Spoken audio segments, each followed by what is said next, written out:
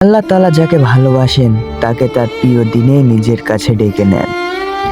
হাদি ভাইয়ের বিদায়টার সময়টাও যেন আল্লাহ নিজ হাতে সাজিয়ে রেখেছে। গুলিবিদ্ধ হলেন পবিত্র জুম্মার নামাজের পর।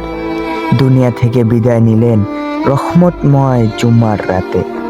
আর ওনার জানাজাও হবে এই পবিত্র জুম্মাবারে।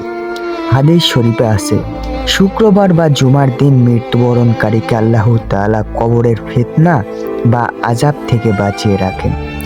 আব্দুল্লাহ ইবনে ওমর রাদিয়াল্লাহু তাআলা আনহু বর্ণনা করেন, আল্লাহর রাসূল সাল্লাল্লাহু আলাইহি সাল্লাম বলেছেন, যে মুসলমান জুম্মার দিন কিংবা জুম্মার রাতে মৃত্যুবরণ করবে, নিশ্চয় আল্লাহ তাআলা তার কবরের ফিতনা থেকে বাঁচিয়ে রাখবে।